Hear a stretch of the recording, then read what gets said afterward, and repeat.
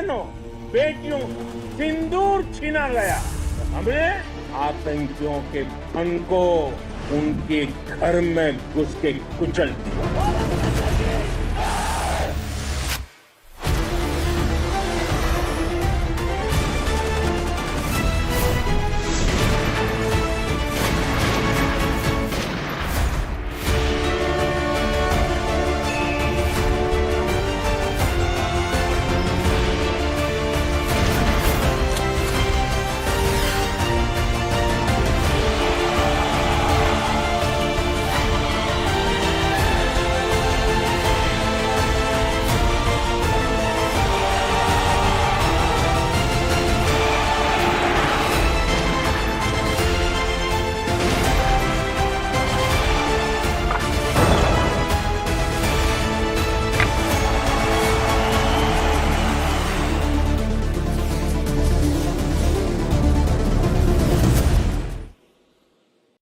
नमस्कार. दृष्टिक्षेप 2025 या विशेष कार्यक्रमात मी विनायक घोडे आपलं स्वागत करतो. वर्ष 2025ला निरोप देण्यासाठी आणि 2026चं स्वागत करण्यासाठी आपण सगळेच जण सज्ज झालो आहोत. आणि नेमकी हीच वेळ असते जेव्हा थोडं थांबून, थोडा विसावा घेऊन सरत्या वर्षात काय काय घडलं त्याचा आढावा घेण्याची आणि कडूगोड आठवणींना उजाळा देण्याची. चला तर मग टाकूयात दृष्टिक्षेप 2025 या वर्षावर. यंदाच्या वर्षाकडे पाहिलं तर ठळकपणे एकच नाव दिसतं, ते म्हणजे ऑपरेशन सिंदूर. भारतावर झालेल्या पहलगाम दहशतवादी हल्ल्याला आणि त्या दहशतवाद्यांना आश्रय देणाऱ्या पाकिस्तानला जन्माची अद्दल घडवत भारतानं अत्यंत अचूक वेध घेत ऑपरेशन सिंदूर यशस्वी केलं. वर्ष 2025 भारतासाठी इथला उत्कृष्ट समन्वय तसंच नियोजन हे ऑपरेशन सिंदूरचं वैशिष्ट्य ठरलं. या मोहिमेनं भारतीय संरक्षण दलांना इंटेलिजन्स समन्वय, हायटेक शस्त्रास्त्रांचा प्रभावी वापर आणि संयुक्त रणनीती याबाबत मौल्यवान अनुभव मिळाला. दहशतवाद खपवून घेतला जाणार नाही हा स्पष्ट आणि ठोस संदेश भारतानं ठामपणे दिला. सरत्या वर्षाकडे पाहताना संपूर्ण वर्षभर ऑपरेशन सिंदूरचा थरार आणि त्यासाठी कारणीभूत ठरलेला पहलगाम दहशतवादी हल्ला यांची गडद छाया पसरल्याचं दिसतं. जम्मू काश्मीरच्या पहलगाम इथं 22 एप्रिल रोजी दुपारी झालेला दहशतवादी हल्ला संपूर्ण देशाला हादरवणारा ठरला. निसर्गरम्य शांत काश्मीर खोऱ्यातल्या बैसरन इथं उन्हाळ्याची सुट्टी साजरी करण्यासाठी गेलेल्या पर्यटकांवर अचानक झाडीतून आलेल्या 3-4 दहशतवाद्यांनी बेछूट गोळीबार केला. त्यांचा धर्म विचारून त्यांना त्यांच्या कुटुंबियांसमोर मारण्यात आलं. 26 जणांचा या गोळीबारात दुर्दैवी अंत झाला, ज्यात 6 जण महाराष्ट्रातले होते. या घटनेचे तपशील बाहेर येताच संपूर्ण देशात संतापाची आणि दुःखाची लाट पसरली. केवळ 26 माणसं नव्हे तर 26 कुटुंब या हल्ल्यानं उद्ध्वस्त झाली होती. कलम 370 हटवल्यानंतर विकास आणि पर्यटनातून समृद्धीच्या मार्गावर जाणाऱ्या जम्मू काश्मीरमध्ये पुन्हा एकदा दहशत पसरवून तिथली शांतता भंग करण्याचा हा प्रयत्न होता. धर्माचा वापर करत देशात तेढ निर्माण करण्याचा कुटील हेतू होता. या हल्ल्याच्या वेळी पंतप्रधान नरेंद्र मोदी सौदी अरेबियाच्या दौऱ्यावर होते. आपला दौरा अर्धवट सोडून ते मायदेशी परतले. गृहमंत्री अमित शहा तातडीनं घटनास्थळी पोहोचले. देशभरात सुरक्षा व्यवस्था वाढवण्यात आली. हल्ल्याचा आणि पळून गेलेल्या दहशतवाद्यांचा शोध सुरू झाला. जम्मू काश्मीरमध्ये अडकलेल्या पर्यटकांना त्यांच्या घरी सुखरूप पोहोचवण्यासाठी सगळी राज्य आणि इतर यंत्रणा कामी लागल्या. पीडितांचं सांत्वन करत त्यांना दिलासा देण्यात आला. जगभरातल्या जवळपास सर्व देशांनी या हल्ल्याचा तीव्र शब्दात निषेध केला. अमेरिका, रशिया, फ्रान्स, इटली, ब्रिटनसह अनेक पाश्चात्य देशांनी अधिकृत निवेदनात पहलगाम दहशतवादी हल्ल्याचा निषेध केला. सौदी अरेबिया, इराकसह अनेक मुस्लिम देशांनीही भारताला पूर्ण पाठिंबा व्यक्त करून हल्ल्याचा तीव्र निषेध केला आणि पीडितांप्रती संवेदना व्यक्त केल्या. पीडितांना न्याय मिळावा, दहशतवाद्यांना कठोर शिक्षा व्हावी ही भावना तीव्र होत होती. पंतप्रधानांनीही हल्लेखोर आणि त्यांचे सूत्रधार जगाच्या पाठीवर कुठेही गेले तरीही त्यांना शोधून शिक्षा देऊ अशी ग्वाही दिली. भारतानं अत्यंत संयम ठेवत मात्र ठाम भूमिका घेतली. सगळ्यात आधी या हल्ल्यामागे पाकिस्तानच्या आश्रयाला असलेल्या आणि लष्कर ए तय्यबाशी संबंधित द रेझिस्टंट फ्रंट म्हणजेच PRF ही दहशतवादी संघटना असल्याचे पुरावे जगासमोर आणले. त्यानंतर पाकिस्तान जोपर्यंत दहशतवादाला आश्रय देणं थांबवत नाही तोपर्यंत त्यांच्याशी कुठलेही व्यवहार संबंध असणार नाहीत हे स्पष्ट करत सिंधू जलकरार रद्द केला. जागतिक बँकेच्या मध्यस्थीनं 1960 मध्ये झालेल्या या कराराचा एकतर्फी लाभ पाकिस्तान घेत होता. हा करार रद्द झाल्यानं पाकिस्तानच्या संपूर्ण पंजाब प्रांतात सिंचन आणि पिण्याच्या पाण्याचा प्रश्न उभा टाकला, पण भारत आपल्या भूमिकेवर अटळ राहिला. यासह भारतानं पाकिस्तान दूतावासातल्या कर्मचाऱ्यांवर मर्यादा आणल्या. भारतात असलेल्या पाकिस्तानी नागरिकांना त्वरित भारत सोडून जाण्याचे आदेश देण्यात आले. तिथल्या नागरिकांना व्हिसा बंदी करण्यात आली. व्यापार आणि इतर संबंधांवर निर्बंध आणले गेले. या सगळ्या पहिल्या पायऱ्या होत्या. पाकिस्ताननंही यावर कांगावा करत भारताशी असलेल्या संबंधांवर, व्यवहारांवर निर्बंध घातले.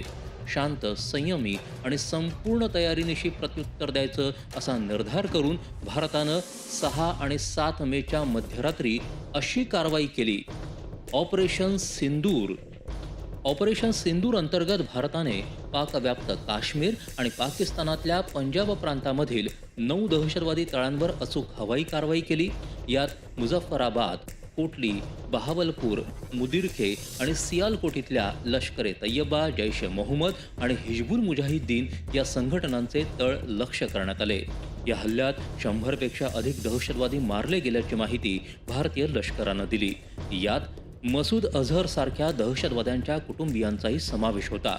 पहलगाममध्ये 26 नागरिकांना त्यांचा धर्म विचारून ते हिंदू असल्याची खात्री करून अत्यंत थंडपणे त्यांच्या कुटुंबियांसमोर मारण्यात आलं होतं.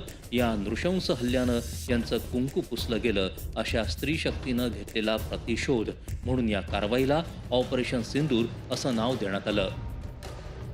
पाकिस्तानने या कारवाईला प्रत्युत्तर म्हणून भारताच्या काश्मीर, पंजाब, हरियाणा या भागांमध्ये क्षेपणास्त्र डागली. भारतीय संरक्षण दलं यासाठी तयार होतीच. ही क्षेपणास्त्र वरच्यावर उडवली गेली. भारत पाकिस्तानच्या सैन्यांमध्ये जणू छोटं युद्ध छेडलं गेलं. दोन्हीकडून रोज हल्ले होत होते. त्यातही पाकिस्ताननं सीमेवरील गावांवर बॉम्ब हल्ले आणि शेलिंग केलं, ज्यात अनेक निरपराध नागरिकांचा बळी गेला. काश्मीर, पंजाब, हरियाणा इथल्या वस्त्या, शाळा, धार्मिक स्थळांना लक्ष्य करण्यात आलं. भारत-पाक हवाई हल्ले जिथं सुरू होते अशा भागातून मुद्दाम नागरी विमानं नेत भारतीय सैन्य दलांना अटकाव करण्याचा कुटील डाव रचला गेला. भारतीय संरक्षण दलांनी रोज पत्रकार परिषदा घेऊन पुराव्यानिशी हे सगळे भ्याड हल्ले समोर आणले. भारताचा उद्देश युद्ध करणं हा नाही, तर दहशतवाद्यांना धडा शिकवणं हा आहे हे वारंवार सांगूनही पाकिस्ताननं युद्धखोरी आणि हल्ले सुरूच ठेवले. या प्रत्येक हल्ल्याला उत्तर देत भारतानं ही कारवाई केली. 9 मेच्या मध्यरात्री भारतीय लष्कर, नौदल आणि हवाई दलानं आणखी एक मोठी संयुक्त कारवाई करत पाकिस्तानी सैन्य दलांचे 11 लष्करी आणि हवाई तळ उद्ध्वस्त केले. पाकिस्तानच्या हवाई तळांचं, विमानांचं यात अभूतपूर्व नुकसान झालं. सुमारे 35 ते 40 पाकिस्तानी सैनिक या कारवाईमध्ये मारले गेल्याचं भारतीय DGMO lieutenant general Rajiv Ghai यांनी सांगितलं. तिन्ही दलांच्या कार्यकारी संरक्षण दल प्रमुखांनी संयुक्त पत्रकार परिषद घेऊन भारतानं आपलं सामरिक उद्दिष्ट साध्य केल्याचं सांगत भारतानं केलेल्या संपूर्ण कारवाईचे पुरावेही सादर केले. पाकिस्ताननं पुन्हा आगळीक करण्याचा प्रयत्न केला तर त्याला जबर किंमत मोजावी लागेल असा इशाराही सैन्य दलांनी दिला. या हल्ल्यामुळे दोन्ही देशातला संघर्ष टिपेला पोहोचला होता. त्याचवेळी 10 मे रोजी दुपारी पाकिस्तानच्या DGMO यांनी भारताकडे युद्धबंदीचा प्रस्ताव पाठवला. त्यावर भारतानं सकारात्मक प्रतिसाद दिला. ही कारवाई सुरू असतानाच अचानक झालेली युद्धबंदी आणि अमेरिकेचे अध्यक्ष डोनाल्ड ट्रम्प यांनी केलेला दावा यामुळे भारतीय जनतेत संभ्रम होता. या पार्श्वभूमीवर पंतप्रधान नरेंद्र मोदी यांनी 12 मे रोजी देशाला उद्देशून संदेश दिला. ऑपरेशन सिंदूर न्यायाची अखंड प्रतिज्ञा आहे असं सांगत हे ऑपरेशन संपलेलं नाही असं पंतप्रधानांनी जाहीर केलं. भारत पाकिस्तान दरम्यान झालेल्या युद्धबंदीचा प्रस्ताव थेट पाकिस्तानकडून आला. तो भारतानं मान्य केला. त्यात कोणत्याही तिसऱ्या देशाची मध्यस्थी नव्हती आणि असणार नाही हे भारताच्या परराष्ट्र मंत्रालयानं स्पष्ट केलं. ऑपरेशन सिंदूर भारताच्या संरक्षण दलांची वाढलेली ताकद, आत्मनिर्भर भारताची सामरिक शक्ती यांचं दर्शन जगाला घडवणारी कारवाई ठरली. या युद्धात भारतानं स्वदेशी बनावटीच्या अनेक क्षेपणास्त्रांचा, ड्रोन्सचा वापर केला. राफेल जेट, तेजस, ब्राह्मोस क्षेपणास्त्र, इतर अत्याधुनिक शस्त्रास्त्र, ड्रोन, S-400 प्रणाली अशा शस्त्रांचा भारतानं केलेला अचूक आणि प्रभावी वापर भारताचं वाढलेलं संरक्षण सामर्थ्य दाखवणारा ठरला. या काळात केवळ अरबी समुद्रात तैनात असलेल्या नौदलाच्या युद्धनौका शत्रूचा थरकाप उडवणाऱ्या आणि युद्धखोरी वाढवल्यास परिणामांची जाणीव करून देणाऱ्या होत्या. या युद्धनौकांमुळे पाकिस्तानच्या नौदलाला काही हालचाल करता आली नाही. भारतानं एकीकडे राजनैतिक पातळीवर हा लढा दिला तर दुसरीकडे सामरिक शक्ती दाखवली. भारताने युद्धाच्या मैदानावर प्रत्येक वेळी पाकिस्तानला धूळ चारली आहे. मात्र कांगावेखोर पाकिस्तान दरवेळी खोटेपणा रेटत जागतिक समुदायाची सहानुभूती मिळवत असे. यावेळी ही कारवाई सुरू झाल्यापासून परराष्ट्र मंत्रालयाचे सचिव विक्रम मिस्री, विंग कमांडर व्योमिका सिंह आणि कॅप्टन सोफिया कुरेशी यांची रोज पत्रकार परिषद होऊन त्यात ऑपरेशन सिंदूरशी संबंधित सगळी तथ्य आणि पुरावे सादर केले जात. त्यामुळे नरेटिव्हच्या लढाईतही भारतानं पाकिस्तानला यशस्वी होऊ दिलं नाही. संपूर्ण संघर्षा काळात पाकिस्ताननं अनेक खोटे व्हिडिओ विविध चॅनल्सवरून प्रसारित करत भारताचा पराभव, नुकसान केल्याचे दावे केले होते. भारताच्या प्रसारण यंत्रणा, विशेषतः PIBनं हे सगळे बनावट व्हिडिओ उघड करत पाकिस्तानचा खोटेपणा जगापुढे आणला. प्रत्येक खोटी बातमी सप्रमाण खोडून काढली गेली. भारताच्या सर्वपक्षीय खासदारांच्या शिष्टमंडळांनी जगभरातल्या देशाच्या सरकारांशी भेटी घेत भारताची बाजू ठामपणे पटवून दिली. या कारवाईत पाकिस्तानची झालेली नामुष्की लपवण्यासाठी त्यांनी भारताचे पंजाबमधले आदमपूर एअरबेसही आम्ही उद्ध्वस्त केलं असा खोटा दावा केला. बनावट फोटो प्रसिद्ध केले. परराष्ट्र आणि संरक्षण विभागांनी हा दावा तर खोडून काढलाच, पण ही कारवाई स्थगित झाल्यावर पंतप्रधान नरेंद्र मोदी यांनी याच आदमपूर एअरबेसला भेट देऊन भारतीय जवानांचं कौतुक केलं. पंतप्रधानांची ही भेट अनेक अर्थांनी महत्त्वाची ठरली.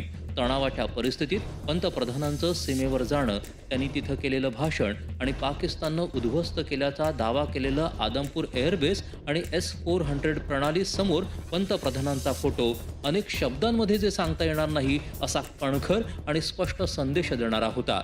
भारतासाठी, आपल्या सैन्य दलांसाठी आणि त्यांच्या पराक्रमासाठी हे दृश्य अविस्मरणीय आणि अभिमानास्पद होतं. भारताच्या विजयाचा उत्सव साजरा करणारा हा फोटो ऑफ द इयर 2025 म्हटल्यास वावगं ठरणार नाही. पंतप्रधानांचा हा दौरा ऑपरेशन सिंदूरचं यश जगाला दाखवणारा, एक स्टेटमेंट करणारा ठरला.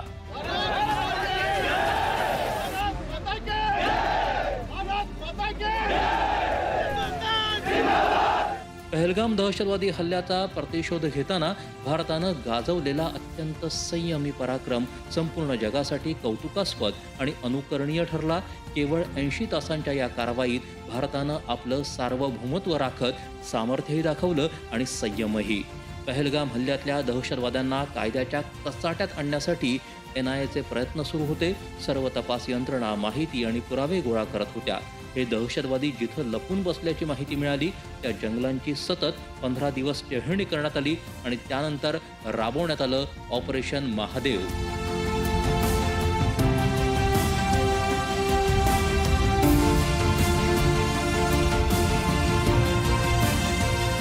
या अंतर्गत श्रीनगर जवळच्या हरवान मुलनार या घनदाट जंगलात लपून बसलेल्या 3 दहशतवाद्यांचा खात्मा करण्यात आला. यात पहलगाम कट रचून त्याची अंमलबजावणी करणाऱ्या हाशिम मुसासह 3 दहशतवाद्यांना 28 जुलै 2025 रोजी यमसदनी पाठवण्यात आलं. ऑपरेशन महादेव यशस्वी झालं असलं तरीही हा केवळ एक अध्याय संपला आहे. ऑपरेशन सिंदूर आणि भारताचा दहशतवादाविरोधातला लढा असाच पुढे सुरू राहणार आहे. भारतानं दहशतवादाविरोधातलं आपलं शून्य सहिष्णुता धोरण ठामपणे राबवलं आणि आंतरराष्ट्रीय मंचावरही त्याच स्पष्टतेनं मांडलं. दहशतवादाला आश्रय व समर्थन देणाऱ्यांना जागतिक स्तरावर जबाबदार धरण्याची वेळ आली आहे. या भारताच्या संदेशाला अनेक देशांची मान्यता मिळाली. शांततेसाठी, स्थैर्यासाठी आणि मानवतेसाठी सर्व राष्ट्रांनी दहशतवादाविरोधात हेच कठोर एक संध धोरण स्वीकारलं पाहिजे असं आवाहन भारतानं केलं. दहशतवादाविरोधातला जागतिक आवाज बुलंद केला. मुलाकडे आलेत रिकामा कुठे? जेवण नाही मॅडम. काय? का? कारण शेतकरी सुट्टीवर आहेत ना. असं होऊ शकतं का? नाही ना अण्णा, कारण आम्हा शेतकऱ्यांना माहित आहे सगळं आमच्या भरोश्यावर आहे. म्हणून आमच्या भरोशाचा आहे ग्रोमोर. ज्यांच्या भरोशावर जग त्यांचा भरोसा ग्रोमोर. सगळ्यात स्वस्त असलेलं आणलंय बघ. वा वा वा. दरवेळी पशु आहारावर मोठ्या प्रमाणात बचत करता. पण हे उत्पादन कमी होतंय त्याचं काय? म्हणूनच बायकोचा एका सल्ला मनापासून खाऊ घाला. फक्त कपेला, देशाचा नंबर 1 पशु आहार. यंदाच्या वर्षामध्ये दिल्ली आणि बिहारच्या विधानसभा निवडणुका झाल्या.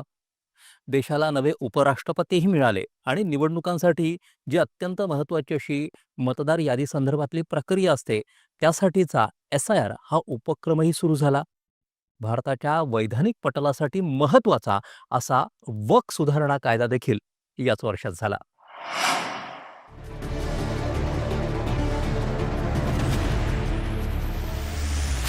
दिल्लीच्या निवडणुकांमध्ये आम आदमी पार्टी आणि संयोजक अरविंद केजरीवाल यांच्या कामगिरीची उत्सुकता सगळ्यांना होती.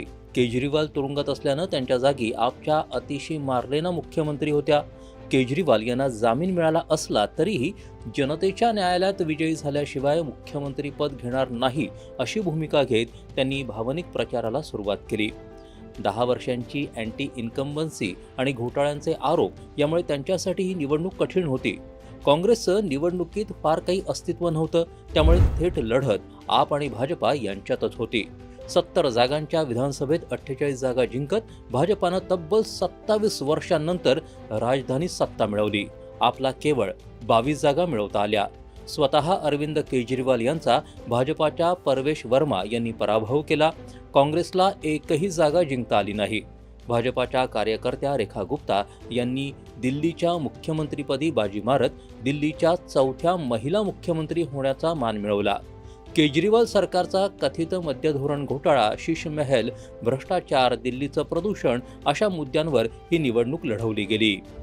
वर्ष संपता आलेल्या बिहार विधानसभेच्या निवडणुका 6 आणि 11 नोव्हेंबर अशा 2 टप्प्यात झाल्या.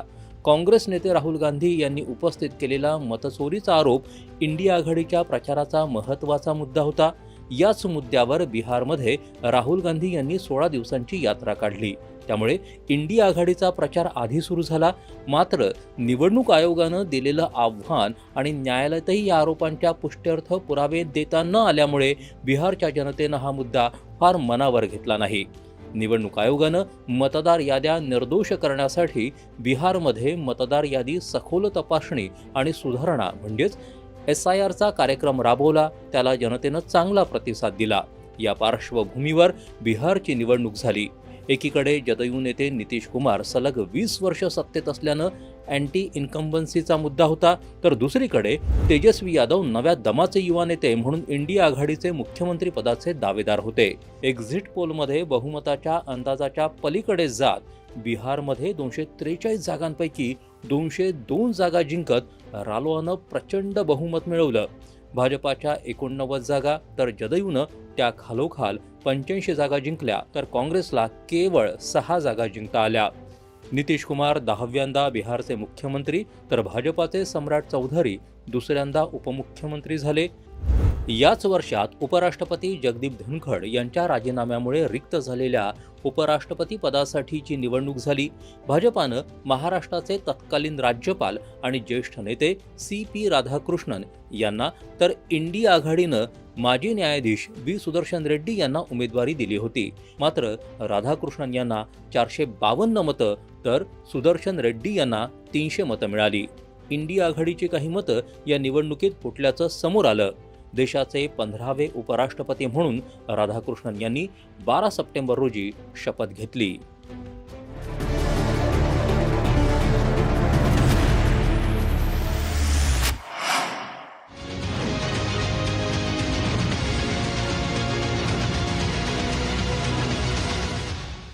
भारतात निवडणुका निर्दोष आणि निकोप करण्याच्या दृष्टीनं आणि मतदार याद्या शुद्ध करण्याचा भाग म्हणून केंद्रीय निवडणूक आयोग वेळोवेळी SIR म्हणजेच मतदार यादी सखोल तपासणी आणि सुधारणा प्रक्रिया राबवत असते. यंदा बिहार निवडणुकांच्या 3 महिने आधी बिहारमध्ये SIR करण्याची घोषणा आयोगानं केली. त्यानुसार मार्च महिन्यात बिहारमध्ये या प्रक्रियेला सुरुवात झाली. 78,000 पेक्षा अधिक बूथ अधिकारी आणि विविध पक्षांचे 1.5 लाखांपेक्षा अधिक प्रतिनिधी यांनी मिळून ही प्रक्रिया यशस्वीपणे पूर्ण केली. SIR नंतर एकाही मतदारानं त्यावर आक्षेप किंवा तक्रार नोंदवली नाही. मतदारांनी या प्रक्रियेला चांगला प्रतिसाद दिल्याचं आयोगानं सांगितलं. या यशस्वी प्रयोगानंतर निवडणूक आयोगानं देशभरात SIR प्रक्रिया राबवणार असल्याचं सांगितलं. SIR वरून राजकीय आरोप प्रत्यारोप आणि आक्षेपही खूप झाले. काँग्रेस नेते राहुल गांधी यांच्यासह इंडिया आघाडीतल्या बहुतांश पक्षांनी या प्रक्रियेला विरोध केला. या प्रक्रियेला स्थगिती द्यावी अशी मागणी सर्वोच्च न्यायालयातही करण्यात आली. मात्र ही मागणी न्यायालयानं फेटाळली आणि जर या प्रक्रियेत घोटाळे होत असतील तर मतदार यादीतून मुद्दाम वगळले जात असतील तर त्याचे पुरावे द्यावेत असं न्यायालयानं याचिकाकर्त्यांना सांगितलं. मात्र या संदर्भातली राजकीय लढाई अद्याप सुरूच आहे. मतदार यादीमध्ये घोळ आणि वोट चोरीचा आरोप करत काँग्रेस नेते राहुल गांधी यांनी बिहारमध्ये वोट अधिकार यात्रा काढली. निवडणूक सुधारणा प्रक्रियेवर संसदेत चर्चा घेण्याची विरोधकांची मागणी होती. ती मान्य करत संसदेच्या दोन्ही सभागृहात सरकारनं प्रत्येकी 8 ते 10 तासांची चर्चा ठेवली. या चर्चेला उत्तर देताना गृहमंत्री अमित शाह यांनी विरोधकांचे मुद्दे खोडून काढले. एकूणच 2025 या वर्षात SIR प्रक्रिया आणि त्याच्याभोवती फिरणारं राजकारण आपल्याला बघायला मिळालं. संरक्षण क्षेत्रासाठी हे वर्ष इयर ऑफ रिफॉर्म्स म्हणून जाहीर केलं गेलं होतं. यंदाचं वर्ष संरक्षण दलांची क्षमता आणि सामर्थ्य वाढवणारं ठरलं. त्याशिवाय नक्षलवादावर शेवटचा प्रहार करण्याच्या दृष्टीनंही हे वर्ष महत्त्वाचं होतं.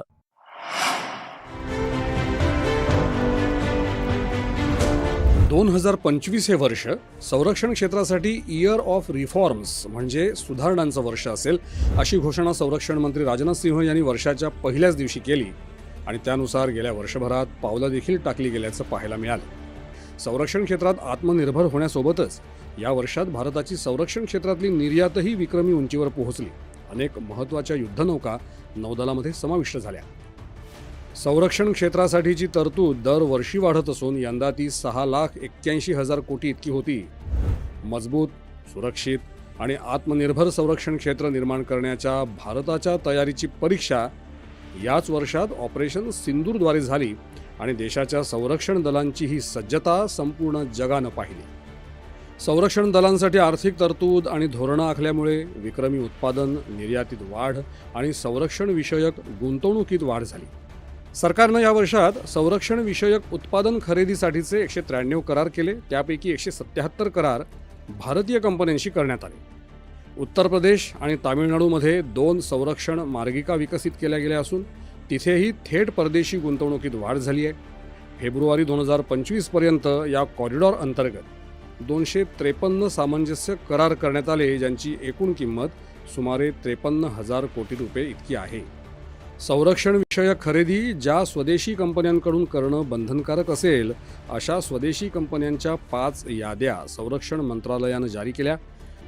मार्च महिन्यात संरक्षण मंत्रालयानं 156 LCH म्हणजे हलक्या वजनांची हेलिकॉप्टर्स प्रचंडच्या खरेदीसाठी हिंदुस्तान एरोनॉटिक्स लिमिटेडसोबत 62,700 कोटी रुपयांचा करार केला. ही हेलिकॉप्टर्स नौदल आणि लष्करासाठी वापरली जाणार आहेत. मे महिन्यात अत्याधुनिक मध्यम लढाऊ विमान AMCA या प्रकल्पासाठीचा करार झाला असून त्याअंतर्गत स्वदेशी अत्याधुनिक विमानांचं उत्पादन केलं जाणार आहे. या वर्षात नौदलाच्या आधुनिकीकरणावर भर देत INS सुरत, INS निलगिरी या 2 युद्धनौका आणि INS वाघशीर ही पाणबुडी पंतप्रधान नरेंद्र मोदी आणि संरक्षण मंत्री राजनाथ सिंह यांच्या उपस्थितीत नौदलामध्ये समाविष्ट करण्यात आल्या. INS निलगिरीवर 8 ब्राह्मोस आणि 32 बराक ही क्षेपणास्त्र असून पाणबुडी विरोधी रॉकेट लॉन्चर्स देखील आहेत. 15B या मालिकेतली शेवटची युद्धनौका INS सुरत कृत्रिम बुद्धिमत्तेचा म्हणजे AIचा वापर करून तयार केलेली पहिली युद्धनौका आहे. हिच्यावर देखील अनेक क्षेपणास्त्र तैनात आहेत. INS वाघशीर पाणबुडी स्कॉर्पियन वर्गातली 6वी आणि शेवटची पाणबुडी आहे. यामध्ये INS अर्नाळा ही देशातली पहिलीच उथळ पाण्यातली पाणबुडीरोधी युद्धनौका 18 जूनला विशाखापट्टणम इथे नौदलात समाविष्ट करण्यात आली. ही स्वदेशी बनावटीची युद्धनौका आहे. तिचं नाव वसईजवळ चिमाजी आप्पा यांनी बांधलेल्या अर्नाळा या किल्ल्यावरून ठेवलं आहे. तलवार श्रेणीतली दुसरी युद्धनौका INS तमालला रशियाच्या कालिनिनग्राड इथे भारतीय नौदलाच्या ताफ्यात समाविष्ट करण्यात आलं. संरक्षण मंत्री राजनाथ सिंह या सोहळ्याला उपस्थित होते. रशियाच्या सेंट पीटर्सबर्ग इथे विकसित केलेली ही भारताची 7वी आणि शेवटची परदेशी युद्धनौका आहे.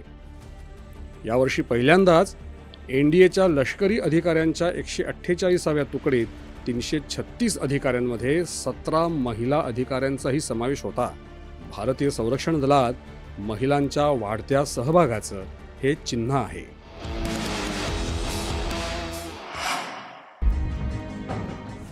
नक्षलवादाचा प्रतिकार करण्यासाठी आजवर देशात अनेक योजना आणि धोरणं राबवण्यात आली, पण या सरकारनं नक्षलवाद समूळ नष्ट करण्याची प्रतिज्ञा केली असून त्या दृष्टीनं बहुपेडी योजना आखली आहे.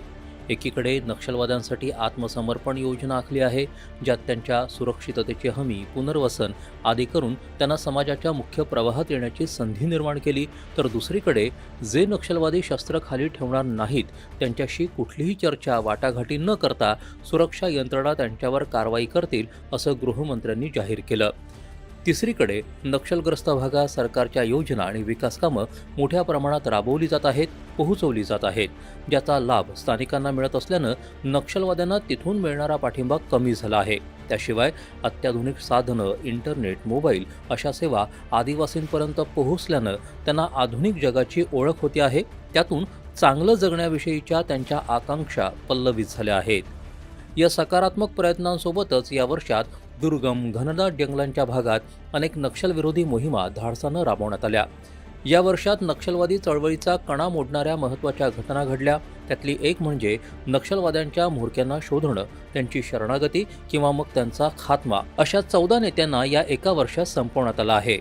बिजापूरमध्ये नक्षल कमांडर भास्करचा खात्मा करण्यात आला, तर मे महिन्यात नंबाला केशवराव उर्फ बसवराजूला छत्तीसगडमध्ये संयुक्त मोहिमेत ठार करण्यात आलं. माओवाद्यांच्या सेंट्रल कमिटीचा सदस्य असलेला महत्त्वाचा नक्षलवादी म्होरक्या ठार होण्याची ही 30 वर्षातली पहिली घटना होती. हे सगळे जहाल नक्षलवादी माओवादी चळवळीत पॉलिट ब्युरो किंवा सेंट्रल कमिटीसारख्या महत्त्वाच्या पदांवर होते. हिडमाच्या मृत्यूनंतर नक्षलवादी चळवळीचे नेते जेमतेम 4 राहिले आहेत. तेही एकतर वयोवृद्ध आणि निष्क्रिय, म्हणजे या वर्षात ही चळवळ नेतृत्वहीन झाली आहे. याच काळात अत्याधुनिक साधनं आणि उपकरणं वापरून सुरक्षा दलांनी स्थानिक पोलिसांच्या मदतीनं छत्तीसगडमधल्या अतिदुर्गम करंगुट्टा हिल्स नक्षलमुक्त केल्या. नक्षलवाद विरोधी चळवळीतलं हे मोठं यश मानलं जातं. ड्रोन आणि इतर साधनांच्या मदतीनं सुरक्षा यंत्रणांनी आता एकही भाग नक्षलवाद्यांसाठी सेफ हेवन ठेवलेला नाही. या वर्षभरात 1000 पेक्षा अधिक नक्षलवाद्यांना अटक करण्यात आली. 1250 पेक्षा अधिक नक्षलवाद्यांनी आत्मसमर्पण केलं, तर जवळपास 275 नक्षलवाद्यांचा खात्मा करण्यात आला. यात अनेक कुख्यात आणि चळवळीच्या दृष्टीनं महत्त्वाच्या नक्षलवाद्यांचा समावेश आहे. गेल्या 10 वर्षात नक्षलवादाशी संबंधित हिंसाचाराच्या घटनांमध्ये लक्षणीय घट झाली आहे. सुरक्षा दलांच्या जवानांचे मृत्यू 73% तर सर्वसामान्य नागरिकांचे बळी जाण्याचं प्रमाण 70% कमी झालं आहे.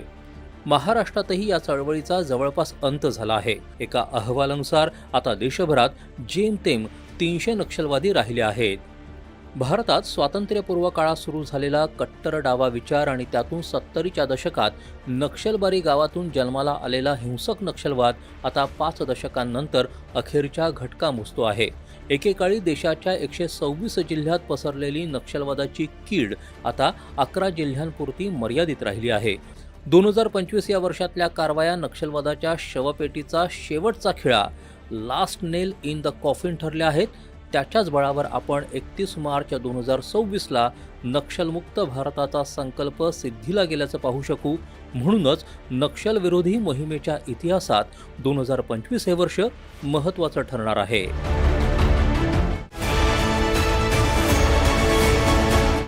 मणिपूरमध्ये राष्ट्रपती राजवट लागून ते बऱ्यापैकी शांत झालं असलं तरी यंदाच्या वर्षी लद्दाखमध्ये आंदोलन पेटलेलं आपण पाहिलं.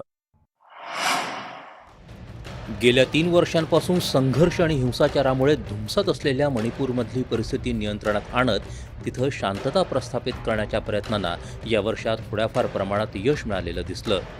9 फेब्रुवारीला मणिपूरचे मुख्यमंत्री एन बिरेन सिंह यांनी आपल्या पदाचा राजीनामा दिला. त्यानंतर 13 फेब्रुवारीला मणिपूरमध्ये राष्ट्रपती राजवट लावण्यात आली.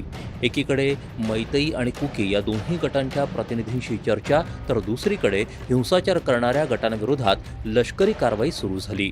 जून महिन्यात मैतेई कट्टरपंथी गटाच्या नेत्याला त्याच्या साथीदारांसह अटक करण्यात आली. त्यानंतर सुरक्षा दलं आणि पोलिसांनी राबवलेल्या संयुक्त मोहिमेत अनेक ठिकाणाहून मोठा शस्त्रसाठा जप्त करण्यात आला. 13 सप्टेंबरला पंतप्रधान नरेंद्र मोदी यांनी मणिपूरचा दौरा केला. मणिपूरच्या विकासासाठी शांतता अत्यंत महत्त्वाची असून इथल्या जनतेनं शांतता आणि परस्पर सहकार्याला महत्त्व दिल्याबद्दल त्यांनी मणिपूरच्या लोकांचं कौतुक केलं.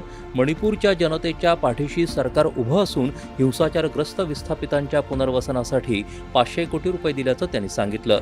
पंतप्रधानांनी पीडित कुटुंब, विद्यार्थी आणि इतरांशी वैयक्तिक संवाद साधला. तसंच मणिपूरमध्ये अनेक विकास योजनांचा शुभारंभही त्यांनी केला. लद्दाखमधले पर्यावरणवादी कार्यकर्ते सोनम वांगचुक यांचंही आंदोलन यंदा चर्चेत राहिलं. लद्दाखला राज्याचा दर्जा द्यावा आणि लद्दाखचा समावेश 6व्या अनुसूचित करावा या मागणीसाठी लद्दाखच्या काही संघटनांनी सप्टेंबर-ऑक्टोबर महिन्यात आंदोलन केलं. पर्यावरणवादी कार्यकर्ते सोनम वांगचुक यासाठी उपोषणाला बसले होते.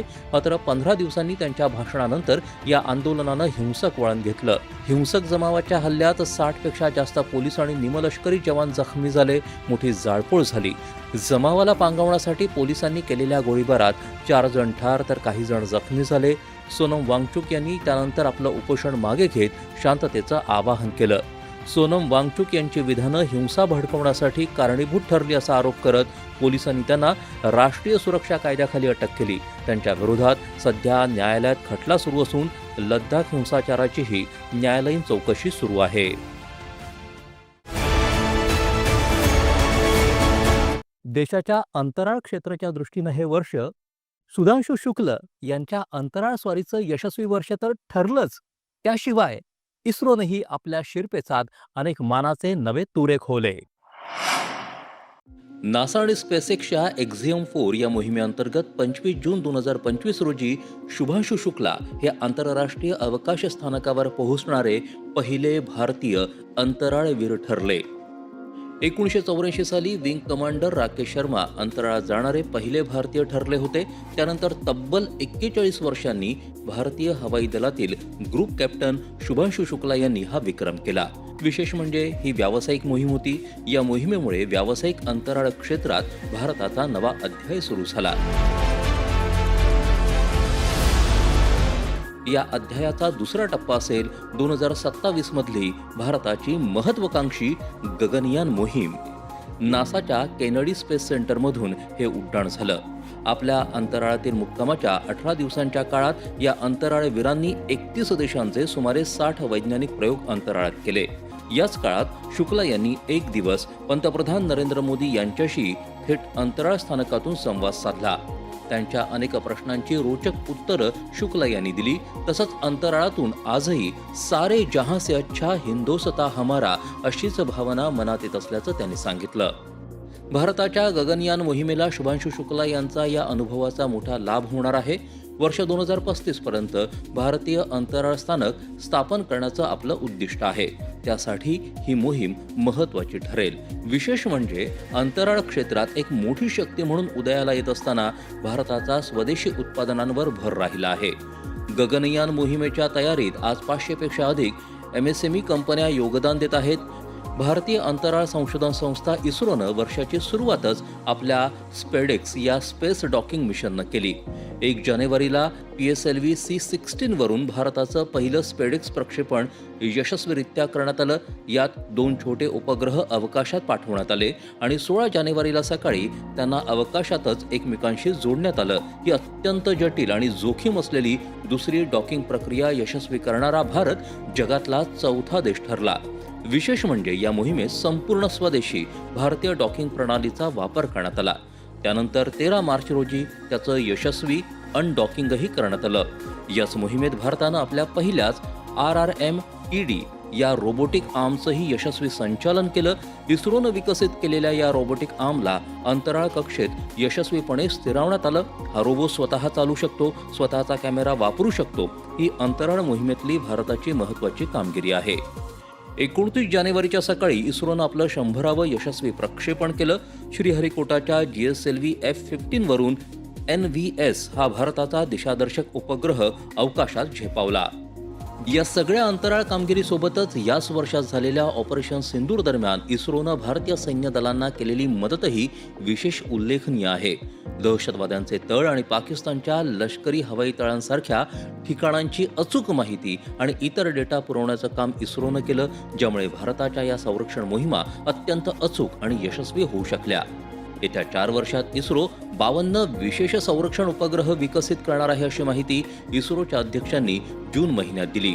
एकूणच हे वर्ष भारताच्या अंतराळ मोहिमांसाठी अत्यंत उत्साहवर्धक आणि पुढच्या मोहिमांचा पाया रचणारं ठरलं.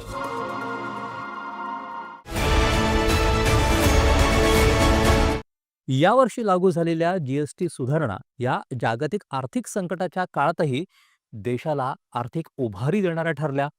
त्याशिवाय पायाभूत सुविधा क्षेत्रामध्येही यंदाही भारतानं अनेक नवे ऐतिहासिक विक्रम नोंदवले. भारतीय अर्थकारणासाठी यंदा घडलेली अत्यंत महत्त्वाची गोष्ट म्हणजे वस्तू आणि सेवा कर सुधारणा. कोविड आणि त्यानंतरची 2 मोठी युद्ध तसंच जगभरात सुरू असलेल्या अनेक घडामोडींमुळे जागतिक अर्थव्यवस्था जपून पावलं टाकते. त्यातच या वर्षात अमेरिकेनं भारतावर लावलेल्या आयात शुल्काचा सामनाही आपल्या अर्थव्यवस्थेला करावा लागतो आहे. या सगळ्या अनिश्चित आणि चढउतारांच्या स्थितीतही भारताच्या अर्थव्यवस्थेनं यावर्षीही सर्व संकटांचा सामना करत जगातली सर्वाधिक वेगानं वाढणारी अर्थव्यवस्था म्हणून आपलं स्थान अढळ केलंय. त्यात जीएसटी सुधारणांचा वाटा मोठा आहे. यंदाच्या स्वातंत्र्य दिनाच्या भाषणात पंतप्रधान मोदी यांनी जनतेला मोठी दिवाळी भेट देणार असल्याचं जाहीर केलं. त्यानुसार 3 सप्टेंबर रोजी अर्थमंत्री निर्मला सीतारामन यांनी या दुसऱ्या टप्प्यातल्या जीएसटी सुधारणांची घोषणा केली. 2017 साली हा कायदा लागू झाल्यानंतरची ही सर्वात मोठी सुधारणा ठरली. जीएसटी कर संरचना सुलभ आणि सुटसुटीत करणं आणि ग्राहक तसंच व्यावसायिकांवरचा कर कमी करणं अशा 2 महत्त्वाच्या उद्दिष्टांसाठी या कर सुधारणा करण्यात आल्या.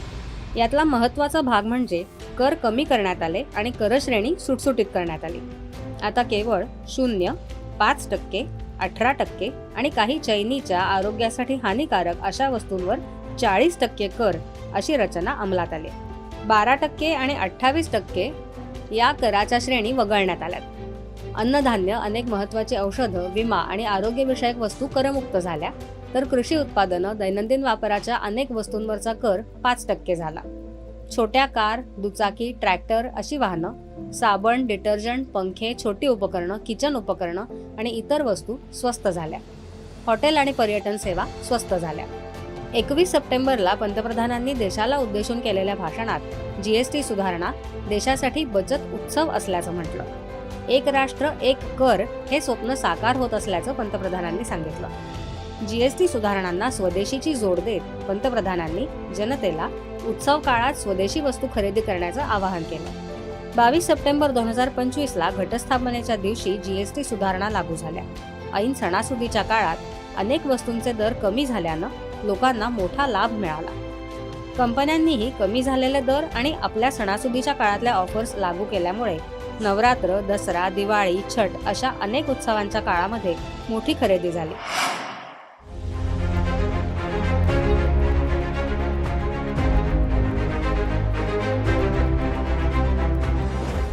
देशभरात पायाभूत सुविधांच्या उभारणीचा वेगवान प्रवास या वर्षातही सुरू राहिला. त्यातच काही मैलाचे टप्पे गाठण्यातही आपल्याला यश आलं. अभियांत्रिकी क्षेत्रातील आश्चर्य म्हणता येईल अशा जगातल्या सर्वात उंच चिनाब पुलाचं उद्घाटन 6 जून 2025ला पंतप्रधान नरेंद्र मोदी यांच्या हस्ते झालं. जम्मू बारामुल्ला रेल्वे मार्गावर असलेला हा पूल रियासी जिल्ह्यात कौरी आणि बक्कल या 2 रेल्वे स्थानकांना जोडतो. जम्मूला श्रीनगर म्हणजेच काश्मीर खोऱ्याशी जोडत जम्मू काश्मीरला बारमाही रेल्वे मार्गानं देशाशी जोडणारा हा पूल अत्यंत महत्त्वाची पायाभूत सुविधा ठरला आहे. चिनाब नदी खोऱ्याच्या वर 1315 मीटर लांब आणि उंची 359 मीटर असलेला हा आर्च पूल आहे. पॅरिसच्या आयफेल टॉवरपेक्षा 35 मीटर उंच असा हा पूल आहे. अत्यंत प्रतिकूल हवामान आणि भौगोलिक रचनेत टिकून राहील अशी भक्कम रचना करण्यासाठी Indian institute of science, IIT, DRDO अशा संस्थांचं महत्त्वाचं योगदान आहे.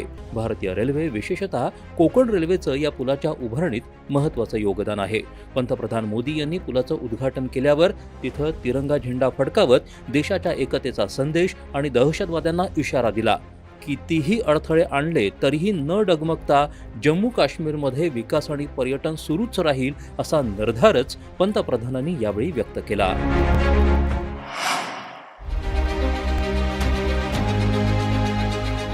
The new Pamban bridge to Rameshwaram. एकीकडे उत्तरेत हिमालयाच्या शिखरावर जगातला सर्वात उंच रेल्वे पूल बांधून आपल्या अभियंत्यांनी चमत्कार घडवला, तर दुसरीकडे दक्षिणेत समुद्रात अत्यंत कठीण असा अत्याधुनिक पंबन पूलही याच वर्षात देशाला मिळाला. भारतातला हा पहिला व्हर्टिकल सी ब्रिज म्हणजेच जहाजं येत असताना वर उचलला जाणारा सागरी सेतू आहे. तमिळनाडूच्या मुख्य भूमीला रामेश्वरमशी जोडणाऱ्या या पुलाचं लोकार्पण पंतप्रधान नरेंद्र मोदी यांनी रामनवमीला म्हणजेच 6 एप्रिल 2025 रोजी केलं. 2 किलोमीटरपेक्षा अधिक लांब असा हा पूल इथल्या 110 वर्ष जुन्या पुलाच्या जागी बांधण्यात आला आहे. हा पूलही अभियांत्रिकीचा एक चमत्कारच मानला जात असून सागराच्या खाऱ्या वाऱ्यांचा परिणाम न होणाऱ्या या पुलाचं बांधकाम अँटी कोरोजन पेंट आणि पोलाद यांनी बनवलं आहे. वक्फ विधेयकासोबतच या वर्षात संसदेनं आणखी काही महत्त्वाचे कायदे केले. ग्रामीण भागात रोजगाराची हमी देणाऱ्या मनरेगा या योजनेच्या जागी हिवाळी अधिवेशनात सरकारनं विकसित भारत रोजगार आणि उपजीविका हमी अभियान ग्रामीण म्हणजेच VBGRAMजी हे विधेयक मंजूर केलं. या योजनेची विकसित भारताच्या उभारणीशी सांगड घालण्यात आली असून त्यातून शाश्वत विकास घडवला जाणार आहे. अणुऊर्जा निर्मितीसाठी आवश्यक असे बदल करणारं शांती हे अणुऊर्जा सुधारणा विधेयक हिवाळी अधिवेशनात मंजूर करण्यात आलं. या विधेयकात अणुऊर्जा उत्पादन क्षेत्रात खासगी क्षेत्रांची भागीदारी, अणुऊर्जा नियामक मंडळाला वैधानिक दर्जा आणि संसदेप्रती उत्तरदायित्व अशा तरतुदी आहेत. केंद्र सरकारने 2019-20 साली आणलेल्या 4 कामगार संहिता यंदा लागू करण्यात आल्या. 29 जुन्या कामगार कायद्यांचं एकत्रीकरण करून या 4 संहिता तयार करण्यात आल्या आहेत. देशाच्या वैधानिक व्यवस्थेसाठी महत्त्वाचा ठरणारा एक निर्णय या वर्षात झाला. संसदेच्या दोन्ही सभागृहात कित्येक तासांच्या वादळी चर्चेनंतर 2 आणि 4 एप्रिलला वक्फ सुधारणा विधेयक मंजूर करण्यात आलं. राष्ट्रपतींच्या मंजुरीनंतर वक्फ कायदा लागू झाला. वक्फ मालमत्तांचं व्यवस्थापन आणि नोंदणी करून त्यात पारदर्शकता आणणं, वक्फच्या जुन्या कायद्यातल्या त्रुटी दूर करून ह्या मालमत्तांचा वापर मुस्लिम समाजातील गरीब महिला यांच्यासाठी करणं हा या विधेयकाचा मुख्य हेतू आहे. भारतात मुस्लिम शासकांच्या काळात 1185 साली पहिल्यांदा वक्फ ही संकल्पना प्रत्यक्षात आली. स्वतंत्र भारतात 1954 साली वक्फ कायदा लागू झाला. त्यानंतर 5 वेळा त्यात सुधारणा करण्यात आल्या. 1995 आणि 2013 साली करण्यात आलेल्या सुधारणा वक्फ मंडळाला अनिर्बंध अधिकार देणाऱ्या होत्या. 2013 साली केलेल्या दुरुस्तीत वक्फ मंडळाच्या कामात अडथळा आणल्यास गुन्हेगारी खटला दाखल करण्याची तरतूदही करण्यात आली होती. या तरतुदींमुळे वक्फ मंडळाच्या संपत्तीत आणि विवादात गेल्या काही वर्षात मोठ्या प्रमाणात वाढ झाली. वक्फशी संबंधित विवादांचे सुमारे 41,000 खटले आज भारतात सुरू आहेत. त्यापैकी 33,000 खटले मुस्लिम धर्मियांचे आहेत. धार्मिक दानाच्या नावाखाली संपत्तीचा गैरवापर आणि भ्रष्टाचार संपवण्यासाठी वक्फ सुधारणा कायदा 2025 उपयुक्त ठरेल असं अल्पसंख्याक व्यवहार मंत्री किरेन रिजिजू यांनी सांगितलं. वक्फ सुधारणा कायद्याला आव्हान देणारा हा कायदाच रद्द करण्याची मागणी करणाऱ्या अनेक याचिका सर्वोच्च न्यायालयात दाखल करण्यात आल्या. या याचिकांवर सुनावणी दरम्यान सर्वोच्च न्यायालयानं कायदा रद्द करण्याची मागणी फेटाळली. मात्र कायद्यात काही सुधारणा करण्याचे निर्देश दिले. संपूर्ण देशाला शोकाकुल करणारा विमान अपघात आपण अनुभवला आणि अगदी नुकताच इंडिगो विमानसेवेचा गोंधळ देखील.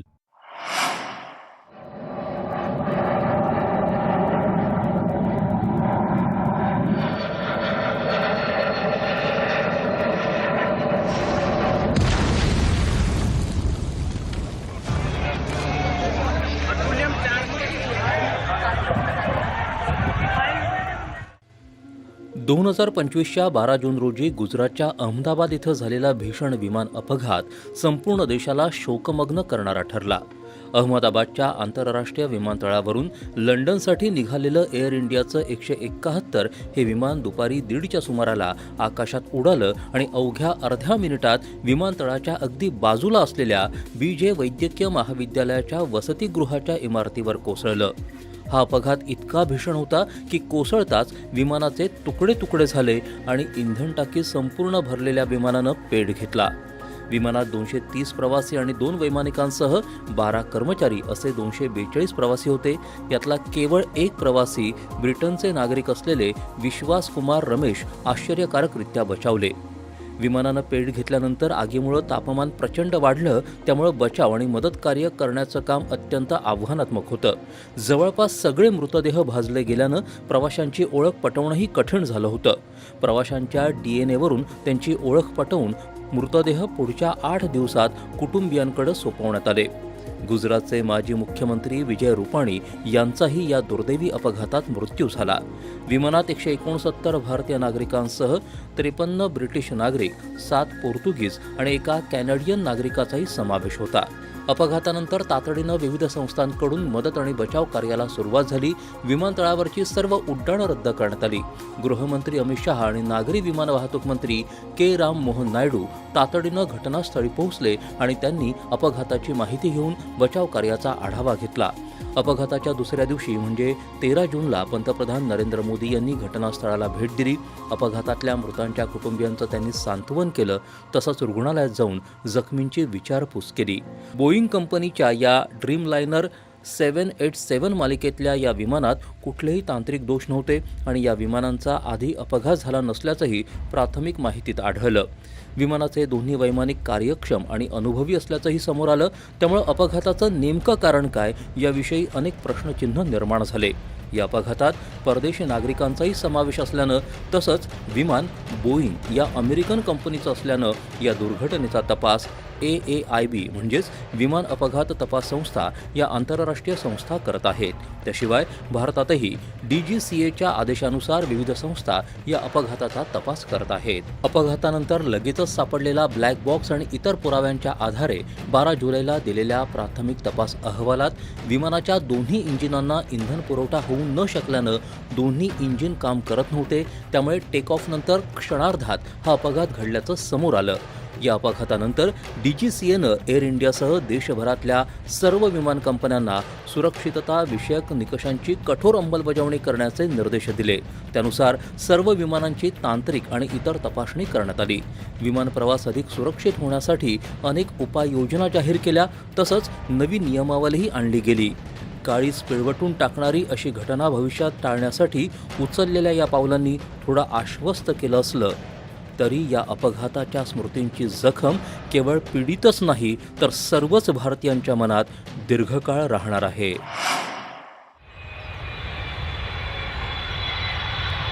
वर्ष सरता सरता भारतातली आघाडीची नागरी विमान वाहतूक कंपनी इंडिगोच्या व्यवस्थापनात अभूतपूर्व असा गोंधळ निर्माण झाल्यानं जवळपास 8-10 दिवस देशभरातली विमानसेवा विस्कळीत झाली होती. डिसेंबर महिना सुरू झाल्यापासूनच मुंबई, दिल्ली, बंगळुरू, हैदराबाद अशा देशातल्या महत्त्वाच्या विमानतळांवर इंडिगोची विमानसेवा रद्द किंवा उशिरानं सुरू होती. 5 डिसेंबरपर्यंत देशभरात 1600पेक्षा जास्त विमान उड्डाणं रद्द करण्यात आली होती. पुढच्या 2 दिवसात ही संख्या 2500पर्यंत पोहोचली. त्यामुळे देशातल्या प्रत्येक विमानतळांवर प्रवाशांची प्रचंड गर्दी, सामान हरवणं, प्रवाशांची नीट व्यवस्था नसणं असं सगळं गोंधळ आणि अव्यवस्थेचं चित्र होतं. या गदारोळात इतर विमान कंपन्यांचे तिकीट दरही वाढल्यानं प्रवाशांचा उद्रेक झाला. हिवाळ्याच्या दाट धुके आणि दृश्यमानतेमुळे विमानांच्या वेळापत्रकावर झालेला परिणाम, डिसेंबरमधली सुट्टीतली वाढती गर्दी, वैमानिकांच्या आरामाविषयीचे नवे नियम, त्यामुळं मनुष्यबळाची कमतरता या सगळ्यांचा एकत्रित परिणाम होऊन परिस्थिती हाताबाहेर गेली असं स्पष्टीकरण इंडिगोनं दिलं. वास्तविक या घटनेची गंभीर दखल घेत नागरी विमान वाहतूक मंत्रालय आणि DGCA यांनी चौकशीचे आदेश दिले. तसंच अनेक कारवाया देखील करण्यात आल्या. इंडिगोनं देखील झाल्या प्रकाराबद्दल माफी मागत प्रवाशांना परतावा आणि नुकसान भरपाई दिली. तसंच या अव्यवस्थेसाठी जबाबदार काही अधिकाऱ्यांवर कारवाई करण्यातही आली.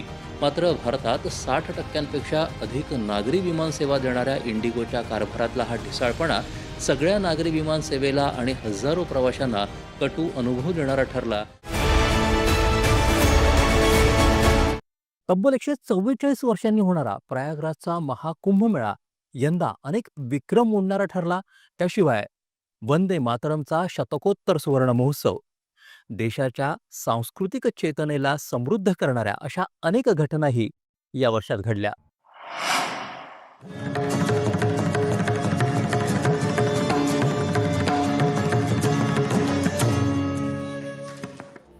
आपल्या वेद पुराणांमध्ये कुंभमेळ्याचा उल्लेख असून ही परंपरा देवदानवांच्या समुद्र मंथनाच्या आख्यायिकेशी जोडली जाते. म्हणूनच महाकुंभमेळा भारतीयांसाठी अतिशय पवित्र आणि हृद्य सोहळा असून जगासाठी एक आश्चर्य आहे. 13 जानेवारी ते 8 मार्च असे 46 दिवस चाललेल्या या कुंभमेळ्यात जगभरातून 40 कोटी भाविक येतील अशी अपेक्षा होती. प्रत्यक्षात मात्र 65 कोटींपेक्षा अधिक भाविकांनी या काळात पवित्र स्नान केलं. असं असूनही काही घटना वगळता कुंभमेळ्याचं नियोजन, स्वच्छता आणि सुरक्षा व्यवस्था चोख होती. उत्तर प्रदेश सरकारनं केंद्र सरकारच्या सहकार्यानं या उत्सवाची चांगली व्यवस्था केली. संगम परिसरात तब्बल 65 कोटींहून अधिक लोक महाकुंभमध्ये पोहोचले. जगातल्या कित्येक देशांच्या लोकसंख्येपेक्षा अधिक लोक रोज इथे स्नान करत होते. 14 फेब्रुवारीला 40 कोटी भाविकांचं स्नान पूर्ण झाल्यानं नवा विश्वविक्रम प्रस्थापित झाला. 13,000पेक्षा अधिक रेल्वे फेऱ्या, सुमारे 3,000 विमान फेऱ्या आणि हजारो इतर वाहनं या काळात सेवा देत होती. 50,000 सुरक्षा कर्मचारी आणि 3,000 CCTV लावण्यात आले होते. महत्वाचं म्हणजे कुंभमेळ्यामुळे उत्तर प्रदेशच्या सकल उत्पादनामध्ये तब्बल 3 लाख कोटी रुपयांची भर पडली. याच सोबत मेळ्यात विविध आखाडे, साधुसंत, धार्मिक प्रवचन, यज्ञ आणि विधी होत होते. त्यामुळे हा 1.5 महिना आध्यात्मिक संवादाचं केंद्र झाला होता. प्रयागराजचा कुंभमेळा आधुनिक तंत्रज्ञान आणि व्यवस्थापनाचा उत्कृष्ट नमुना होता. उत्तर प्रदेश प्रशासनानं महाकुंभाच्या नियोजनाचं शिवधनुष्य उत्तम प्रकारे हाताळलं. या उत्तम आयोजनानंतरही कुंभमेळ्यादरम्यान 29 जानेवारीच्या पहाटे अभ्यंग स्नानासाठी लोकांनी बॅरिकेड तोडून आत जाण्याचा प्रयत्न केल्यानं झालेल्या चेंगराचेंगरीत 30 जणांचा मृत्यू झाला तर 90 पेक्षा अधिक लोक गंभीर जखमी झाले. ही दुर्दैवी घटना वगळता संपूर्ण कुंभमेळ्यात कुठलेही अनुचित प्रकार घडले नाहीत. महाकुंभमेळ्याची प्रचंड गर्दी आणि व्यवस्थापन यानं जगात अनेक नवे विक्रम प्रस्थापित केले.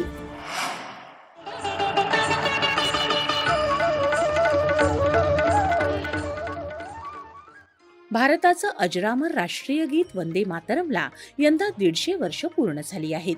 यानिमित्त या गीताचा शतकोत्तर सुवर्ण महोत्सवी सोहळा यावर्षी देशभरात साजरा होतो आहे. सुप्रसिद्ध बंगाली लेखक आणि कवी बंकिमचंद्र चट्टोपाध्याय यांनी त्यांच्या आनंदमठ कादंबरीत लिहिलेल्या या गीतानं पारतंत्र्याच्या काळात देशभरात स्वातंत्र्य, मातृभक्ती आणि राष्ट्रचेतनेचं स्फुल्लिंग चेतवलं होतं. 7 नोव्हेंबरला वंदे मातरमला 150 वर्ष पूर्ण झाल्यानिमित्त त्याचं देशभरात गायन करण्यात आलं. अनेक शाळा आणि महाविद्यालयांमध्ये तसंच अनेक संस्थांनी वंदे मातरम गायन आणि चर्चा सत्राचे कार्यक्रम घेतले. वंदे मातरम विषयावर संसदेतही चर्चा झाली.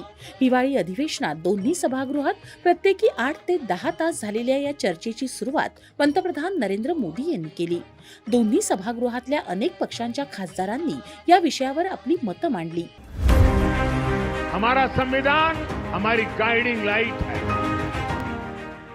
संविधानाच्या अमृत महोत्सवानिमित्तानं यंदा वर्षभर अनेक कार्यक्रमांचं आयोजन करण्यात आलं होतं.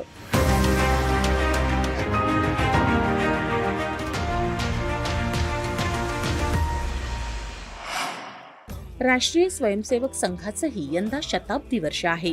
डॉक्टर केशव बळीराम हेडगेवार यांनी नागपूर इथं 1925 साली सुरू केलेल्या या छोट्याशा संघटनेच्या आज जगभरात अनेक समाजसेवी आणि सांस्कृतिक संस्था कार्यरत आहेत. संघ शाखांची संख्या आज लाखांच्या पुढे आहे. समाजाच्या अनेक क्षेत्रात आपल्या कार्याचा ठसा उमटवत संघाचं काम अविरत सुरू आहे.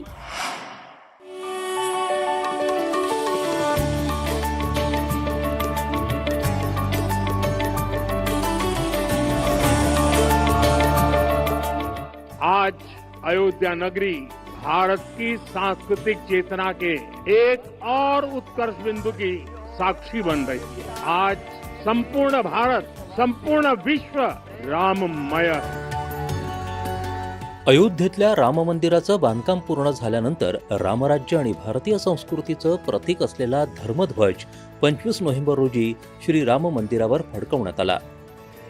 ये ध्वज संकल्प है, ये ध्वज सफलता है, ये ध्वज संघर्ष से सृजन की गाथा है, ये ध्वज सदियों से चले आ रहे स्वप्नों का साकार स्वरूप है. ये ध्वज संतों की साधना और समाज की सहभागिता की सार्थक परिणति है.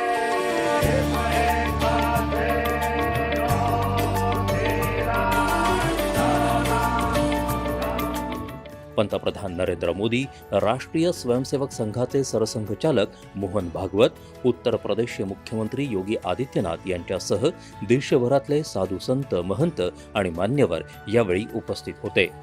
देशाच्या सांस्कृतिक, सामाजिक आणि आध्यात्मिक प्रवासातला हा एक महत्त्वाचा टप्पा होता. रामराज्य म्हणजेच आदर्श राज्याची संकल्पना प्राचीन काळापासून भारतात आहे. हा धर्मध्वज आपल्याला याच रामराज्यासाठी सदैव प्रेरणा देत राहील अशी भावना मान्यवरांनी यावेळी व्यक्त केली. हा भारतीय चेतनेच्या, संस्कृतीच्या पुनर्जागरणाचा क्षण आहे. विकसित भारताच्या संकल्पसिद्धीसाठी प्रेरणा देणारा क्षण आहे अशी भावना पंतप्रधानांनी यावेळी व्यक्त केली. शतकानुशतकं झालेल्या जखमा आज शांत होत आहेत. शतकांच्या संकल्पाची आज सिद्धी होत आहे. 500 वर्ष प्रज्वलित राहिलेल्या यज्ञाची आज पूर्तता झाली आहे. हा क्षण आपल्याला कायम सत्याच्या विजयाचं स्मरण देत राहील असं पंतप्रधान म्हणाले. 161 फूट उंच अशा या धर्मध्वजाची लांबी 22 फूट आणि रुंदी 11 फूट इतकी आहे. केशरी रंगाच्या या ध्वजावर त्याग, समर्पण आणि रामराज्याच्या सूर्य, ओम आणि कोविदार वृक्षाचं चित्र आहे. अत्यंत तीव्र हवेत आणि कोणत्याही ऋतूत फडकत राहील अशा वस्त्रानं हा ध्वज तयार करण्यात आला आहे.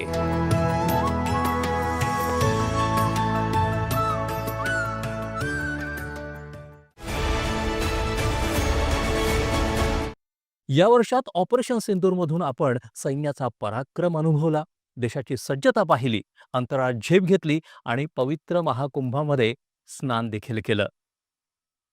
भीषण विमान अपघातानं संपूर्ण देश शोकाकुल झाला. या वर्षात अनेक ऐतिहासिक कायदे देखील करण्यात आले. त्याचवेळी अयोध्येमध्ये धर्मध्वज फडकवलेलाही आपण अनुभवला. अशा अनेक अर्थानं 2025 हे वर्ष संस्मरणीय ठरलेलं आहे. याबरोबरच आजचा कार्यक्रम इथे संपला. हा, पण थांबा. राज्य, आंतरराष्ट्रीय घडामोडी, त्याबरोबर क्रीडा आणि अनेक क्षेत्रामध्ये आणखी काय काय घडलंय हे जाणून घेण्यासाठी आमचा उद्याचा आणि परवाचा भाग नक्की बघा. नमस्कार.